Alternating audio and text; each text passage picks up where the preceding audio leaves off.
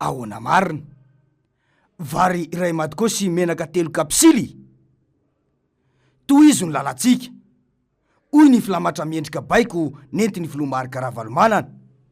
Raha nanao fampelezan-kevitra, io manany andraisany fahefana fandroany, ny taona vitsy sy 4 arivo. Ny lalana, nanoe ny fanamboaran-dalana moa tamin'izany fotoana izany, no fototry ny fandaharan'asa ny filomarika ravalomanana, ary everina ihany koa fa mbola ho fototry ny fandaharan'asany raha tafaverina eo amin'ny fitondrany izy, na izay olona ho apetrany eo. Tsotra kely no antony sy ny fanazavany azy, na de nizana n'olo-tohina foana aza tamin'ny hoe ny lalana nga azo hoanina. Rehefa vita tsara ny lalana, dia azo antoka ny fiazakazahany fandrosoana ara-toekarena.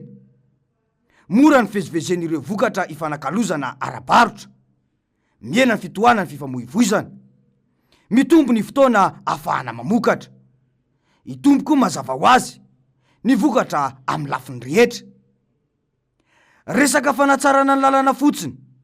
dia efa mety ahavitana izany sadiona mpampandrosoana goavana maro izany, saingy aintsika izay mahatsia ny tantara moa no ny afarany. Ny arantsika rehetra nahita tsara ngamba, na ny kalitao, na ny atsarany fototrafitrasa izay natao tamin'izany. Ny lalana tampony orombe, ny lalana miazo ny tapany avaratry ny nosy, izay vita tsara tahaka izao tamin'izany fotoana, saingy potika tanteraka ankehitriny satria ny lalana tsy azo hoanina hoy ingam-pitondra ankehitriny. Tsy nisy resaka lalam-pirenena toy ny ankalazaina amin'izao fotoana, izay mbola iandrasana anambaty bevoka fotsiny izany fanamboarana. Ny ankamarony eto amintsika no resaka, fa tafiditra anatin'izany ihany koa ireo ampotomoty sy everiny, fa namany ambanin'ny mason'ireo fahefanam-panatanteraka izay manakaiky ny rafim-panjakana ity fotony, toy ny 367 hektara sy ny manodidina ananosy ampahibe ary ny manodidina rehetra iny. Ny fisiny orinasa izay natsangany fotsiny talohany nafiloam-pirenena azy dia afaka nampiasa malagasy maro ny ampy ny fanatsarana ny fifaninanana ara-pamokarana eto an-toerany, ka nandrindra sy nanatsara ny fiainan'ny vahoaka malagasy sy ny fiainan'ny firenena mihitsy. Itantaratra fikasany filomarika ravalomanana, anohy ny lalana, anatsara ny fiainam-bahoaka io. Andoko politika tokana ny timy, ny arandrehetra nahita tsara ngamba, ny fanampiana ny vahoaka izay traboina ny vokatry ny rivodoza tany mananjary iny. Na tsy eo amin'ny fitondrana aza ny tenany, dia tsy ny kely soroka nanampy ireo vahoaka sahirana ireo. Efa novononina atramin'ny fitaovana mihitsy mba anesorana ireo azo izay manelingelina ny fifamoivozan'ny mponina ao mananjary, satria zava-dehibe io sehatry ny fifamoivozana sy ny fifaneraserana io. Hitatsika tsara fa fitaovana moderna no nampiasaina tamin'izany. Izany dia taratry ny fahaiza-mitsinjo lavitra hoe inona moa no fitaovana tokony ilaina amin'izany toerana izany, ka avy hatrany dia asa no natao, fa tsy mbola sahirana mitady fitaovana indray rehefa tonga teny an-toerana. Raha mahakasika ny fanampiana vahoaka indray, dia hitatsika tsara fa zinga mihitsy no namarana vary ho fanampiana ireo traboiny. Antoko politika manampy vahoaka no resaka eto. Tsy nisy resaka fimenomenomana hoe tsy ampy na tsy nahazo, fa nisitraka avokoa izay tokony antefana izany. Dia gaga ny tena raha mahita fitondram-panjakana tsy menatra akory, mizara menaka 3 kapsily sy vary iray madikô amin'ny vahoaka. Fa ahoana mariny? Fanjakana ve? Dia ho ambakaina toko politika iray amina fitsinjovana vahoaka toy ireny? Ninona fialana bala ataon'ny fanjakana, indrindra fa ny mpitondra, dia nizara vary iray madikô sy menaka 3 kapsily tamin'ny vahoaka izy ireo. Izany ve no atao hoe fitsinjovana vahoaka? Dia hoy ny antoko otrikafo hoe Tranga nyseho tany kongo zay tsy azo ny mpitondra fanjakana lavina mihitsy hoe tsy nisy ren'ilay fizarana menaka tamin'ny kapisily ny vary sy ny tsaramaso tamin'ny madikoa sy ny karazany hita hoe niakatrafo moa zany ny teo anivo mitondra fanjakana indrindrandrindra zareo teo amin'ny BNGRC hoe tsy zareo no nanao manday fizarana misy karazan-javatra be deabe na fomba fiasa tsy mirindra mihitsy ao anatin'ilay fizarana na fitsinjarana ataon'ny mpitondra fanjakana lasa misy ohatrany hoe citoyen de seconde zone zany raha zay no azo ilazana azy. Marina mihitsy izay voalazan'izay io moa samy manohy ny lalana saingy hafa mihitsy aloha izany zao no lalana no fidiny ty fitondrana ity ho tohizany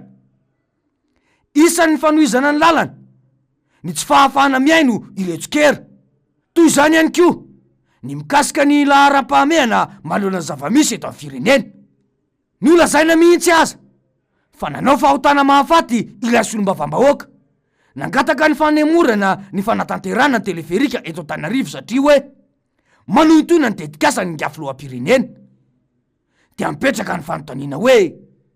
aiza ho aiza ao anatin'izao fomba fitantanana izao izany fametrana natao hoe fitondrana amin'ny tsinjo-vahoaka ao anatin'izany rehetra izany ny tsy fahombiazany sy ny fanohizany ny fomba ratsy mahazatra azy ireo no ahina mafy amin'ny fifidianana ho avy io ka mahatonga ireo antoko politika sahady misavorovoro ankehitriny manoloana ny fiatrehana izany latsaka anaty lavaka mangitsikitsoka mantsy ny vahoaka ankehitriny tsy hita mazava izay tena mampitondra ny mpitondra ankehitriny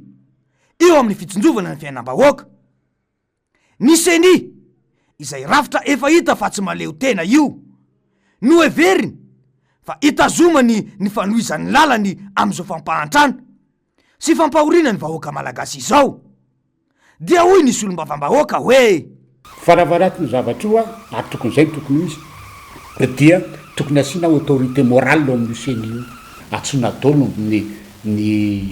hery rehetra eto Madagasikara miaraka amin'ny société civile miaraka amin'ny eo amin'ny FFKM sindretreritra na fiangonana zandry sindretreritra na silamo mivory ahoany ty fa tsy ireo de aravany io de zay voapetra zany hoe fa reo rehetrarehetra reo zany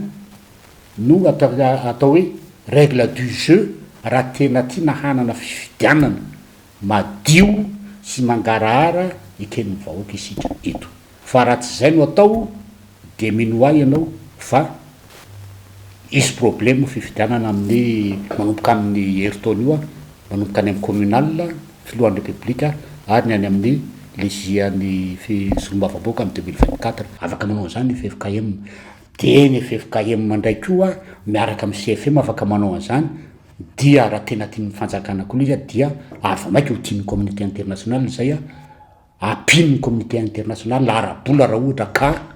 tsy anam-bola anaovana azy na tsy amin'ny vola anaovana azy zavatra zay ny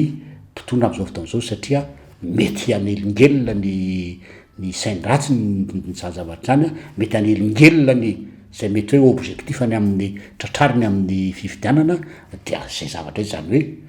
ny CFM afaka manao an'izay ny apin'ny FFKM de avy eo apin'ny communauté internationale ara-bola manao ny zavatra zay zany hoe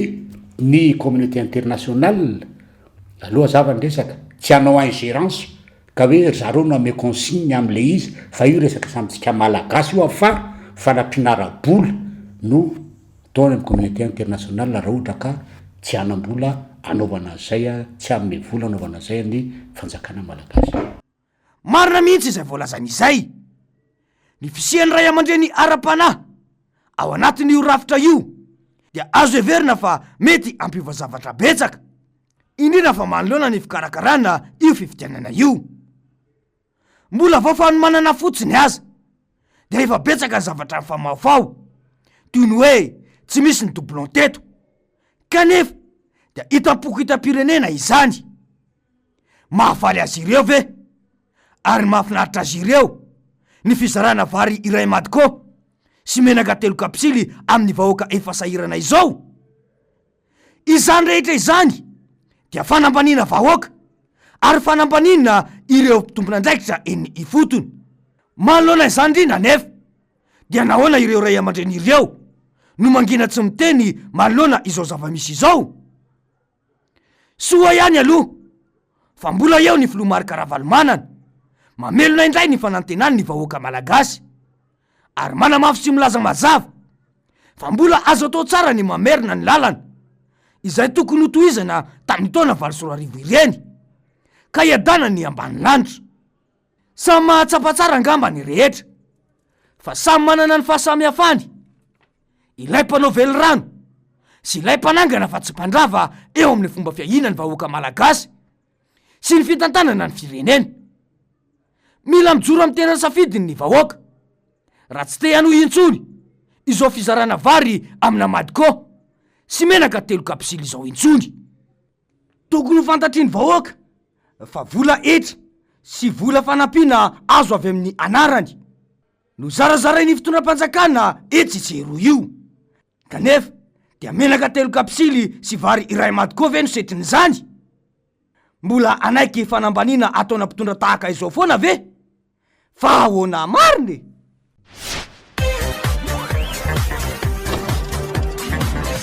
Ahoana mariny?